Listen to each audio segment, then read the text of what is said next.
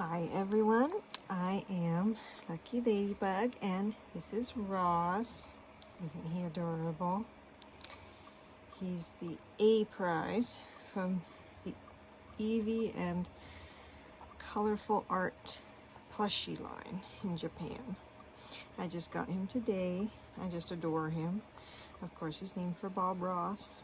I already have one named Bob, so this one is Ross. And today we are going to talk about one of the most curious mysteries I've found in a Disney film when it comes to dating this film. When does the film take place? Actually, it's not just one film, it's a whole franchise. I'm talking about Aladdin. And this is animated only. So I'm talking about Aladdin, Return of Jafar in the TV show, and also the King of Thieves movie, but I haven't really seen it yet. Don't really know much about it, but I can talk about the others. So, why is this so confusing? When does it take place? Why is it a hotly debated question? Naturally, it's logical to think it's at least several centuries in the past, if not more. But it gets confusing because of the sheer amount of anachronisms. So some fans want to think it's instead a post-apocalyptic setting way in the future. So I don't really like that idea, but I see why that's a possibility. And when I saw the films recently, I had to admit, yeah, it's a pretty logical thing to think. But I've heard the creators have denied that that's the case. And there is another possibility, one I haven't seen others seriously consider. What if it's simply the present day instead? Now, as a kid, I honestly thought the film took place around the 1st century AD for some reason. I think because of something the vendor says in the graphic novel version, which I've had for years and years. More recently, I've discovered some very intriguing content on YouTube and Tumblr from people dating it to at least the 17th century AD. This was very exciting to me to think it was much more recent after thinking it was much longer ago. You know, the more recent it is, the easier it is for me to relate, and I don't know, I get more excited. But because of the sheer number of anachronisms throughout the franchise, I really find it difficult to believe these are only meant as one-off jokes. Well, honestly, they probably are anyway, but it's still hard for me to believe, and since I absolutely love the idea of favorite characters from period pieces living in the present day, I want to show the ridiculous number of things pointing to vastly different time periods, and how Aladdin could probably take place during any era one wants because of this. So, when thinking back on the antics, it might initially seem like Genie's the only one making these anachronisms. I mistakenly thought that and discovered I was quite wrong. Let's take a look. Now, both Aladdin and Return of Jafar have a number of silly underwear jokes and scenes. You know, they're kids' movies. That's kind of standard for kids' movies from like the 90s on. Most of these things are clearly meant to be humorous, like Raja tearing the arrogant prince's pants and eating part of his polka dot boxers, or Bismol accidentally causing his trousers to descend. The characters are always wearing boxers. Did you know they were not invented until the 1930s, and they didn't even become popular as underwear until the 1940s? Well, it might be possible to dismiss it as childish silliness not meant to be taken seriously. But there's also the scene where Jafar humiliates the Sultan by taking his clothes and leaving him in boxers.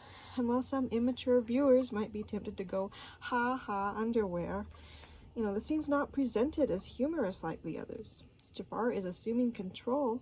It's meant to be scary and serious and violating. So, modern underwear appears throughout the franchise, and when it even shows up in serious scenes, one has to stop and think about the implications of that. And there's the famous scene where Aladdin and Jasmine witness the nose falling off the Sphinx in Egypt. It seems people don't know when that happens exactly, but some feel it was around the 1300s or 1400s. Now, that could fit with some of the other things referenced I'll discuss in a bit, or it could be a one-off joke not meant to be taken seriously. I'm sure most of the jokes are probably not meant to be seriously analyzed, but that's what we love to do, right? Yeah, I know this sounds like the kind of plot most people probably want to pretend didn't really happen. There's an episode of the TV show about a hippo doing ballet and accidentally destroying villages in the process. Absolutely ludicrous for sure, but ballet was invented in the 1500s, so if we're accepting this episode as really having happened, we're also dating it to at least sometime in the 1500s, if not later. Naturally, we also have to look at the bizarre references to Hercules in the franchise. Genie says he raced with Hercules in Return of Jafar. This movie came out 3 years prior to the animated Hercules, and the guy depicted looks nothing like the later Disney hero. He's got dark brown curly hair and a curly beard, but one could assume that since Hercules is immortal, Genie could visit him in the present day. And even if it's the past, it's supposed to be many, many centuries after the Greek and Roman myths. As others have pointed out, Islam's an established religion in Aladdin, so at least the 7th century AD. There are other things that further narrowed things down to a time period likely no more than a handful of centuries ago, such as a large library of bound books seen in the TV series, and Iago talking about guns in the first film. Now, bound books have been around for quite a few centuries, with early versions existing as early as the 1st century AD in Rome. Fancy hardcover bindings didn't come along until several centuries later, but from what I remember of the library at Agrippa, the bindings looked more standard and might have been made around the 15th or 16th century at the earliest. Or the animators were just going for a more standard design, whether or not they had a certain time period in mind. As for guns, the earliest ancestors of guns were fire lances, invented in 10th century China. It wasn't until the 13th or 14th century that a more evolved form of the weapon started spreading around to where Jafar might have easily got some in the Middle East. Now, going back to Hercules, the reference that at first glance is much harder to reconcile is the episode of Disney's Hercules TV series that crosses over with Aladdin. It's a prequel to the movie, and Hercules is a teenager. However, here's where things get stickier. It's not the same verse as the movie. There's the huge difference that Hades already knows about Hercules and is trying to kill him repeatedly, whereas in the movie he doesn't know about Hercules until later. One could hence also say that the Aladdin verse depicted is probably not the same as the main timeline verse. This seems to be something that just happened because the writers wanted the characters to meet, even if it made no sense. I think Tad Stones was responsible for both of those series, and he's kind of notorious for doing that exact thing.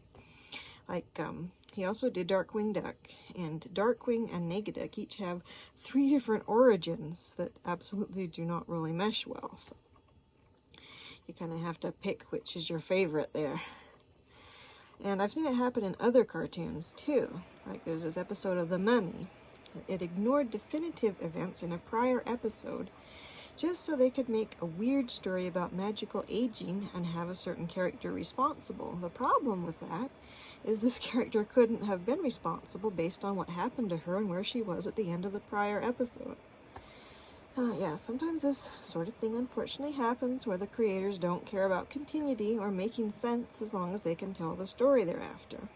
I myself am not always immune to this temptation, but since the Hercules cartoon's very premise means it's non-canon to the Hercules film, can we really trust that the Aladdin verse depicted in it is the main canon one? I am very, very skeptical of that. And of course, one has to talk about Genie's constant modern references. He seems more at home with present-day fare than anything else. In episodes of the TV series I've seen, pretty much every joke he's made has been a modern reference. And the other characters never bat an eye or question what the heck any of this means. They seem to understand it perfectly well, if anything, like Iago interfering with Genie videotaping Aladdin and Jasmine in Return of Jafar. This also lends weight to the popular fan theory of a post-apocalyptic future. But it could also mean the time period is the present day. Or the character's acceptance of everything could just be one long joke about them knowing Genie is wacky. But they never question anything, even when they just barely meet him. I mean, look at all the wacky references he's making in Aladdin when he first meets the genie. I mean, you'd think maybe he would wonder what the heck some of this stuff means, but on the other hand, maybe with all the weird body horror things Genie is doing, that's kind of the last thing on Aladdin's mind. Who knows? I know I would probably be more focused on the body horror than him wearing a tuxedo if I didn't know what a tuxedo was. But whatever. Now, one interesting thing of note is that Genie references Niagara Falls as a place he visited in Return of Jafar. Locals and explorers admired the falls for centuries, but they didn't really become a tourist attraction until the 19th century. Now, Genie being Genie, of course, he likely could have known about them prior to this point, but did he? Yet another mystery to add to the list. And other more modern things Genie talks about in that sequence are hot air balloons, and they were invented in the late 18th century. Parachutes, which also really only started to be used in the 18th century, even though the ideas for them were around centuries earlier. And the Moscow Circus, likely referring to the circuses that became hugely popular in the 20th century under the Soviet Union, and a leaky sink faucet, depicted as a fairly modern-looking one. Now, of course, faucets in general are not modern. There was plumbing long ago in ancient Mesopotamia, which just fascinates me to no end. I wonder if they had trouble with leaky faucets. Now, the more standard modern faucets came about in the 19th and 20th century. Later in the film, Genie talks about pool while playing on a modern table with carpet. While the early tables were from the 1600s, the more modern ones, like they had in the movie, didn't come about until the 19th century.